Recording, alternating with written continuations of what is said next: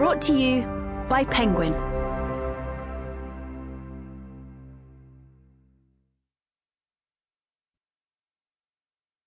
The Mahabharata, an abridged translation by John Smith, read by Shaheen Khan, with the introduction read by Sagar Arya.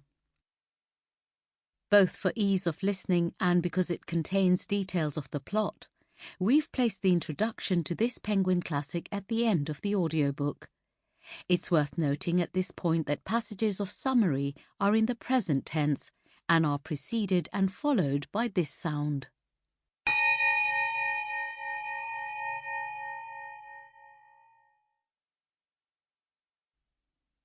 Preface.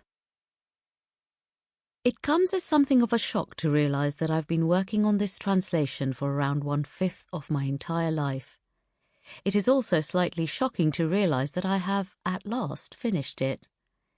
The idea of producing a Penguin Classics Mahabharata was initially put to me in 1994. It took some time for me to convince myself of the wisdom of undertaking so enormous a project, to lay to rest other, smaller projects, and to carry out the necessary preparatory tasks. But by 1997, I had begun the job of rendering into English one of the longest texts mankind has ever produced. That work has continued, though not always as smoothly or as rapidly as I could have hoped, until now. I wish I could find some elegant epigram to express my feelings at the end of this prolonged and frankly obsessive endeavour, but in fact the most apt words are probably those spoken by Ripley in the third of the Alien films, as she prepares to confront the beast. "You've been in my life so long, I can't remember anything else." Like all true obsessives, of course, I have revelled in my obsession. The Mahabharata is an endlessly intriguing work, and it has been a privilege to be allowed to explore it at the length and in the detail that even an abridged translation demands. I cannot pretend that I have found it uniformly fascinating, or that I have never become exasperated by its seeming determination to say everything that could possibly be said about every topic that presents itself, and sometimes to say it more than once. However, it has been a truly enriching experience, and I hope that readers of this volume will be able to share something of my sense of enrichment. Luckily, I never attempted to keep a note of all the many friends and colleagues whom I have approached for help during these years, so I am absolved from attempting to thank them all by name. The translator of a Sanskrit text that tells a long and complex story, and worse, that explicitly claims to be encyclopedic, requires a great deal of help of many different kinds.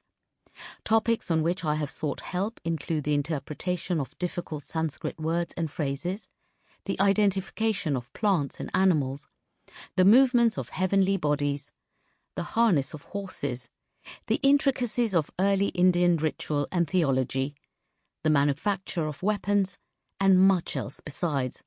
And I am forever indebted to all those who put so much of their time and effort into answering my questions. I also solicited and received much kind assistance with the technical problems of preparing a fairly complex text in computerized form. These necessarily anonymous benefactors know who they are, and they have my heartfelt thanks for assisting me in the long and slow process of getting from there to here. In 2 cases I can, and must, name individuals who have played a major role in helping me to complete this work, and to make it as accurate and as readable as possible.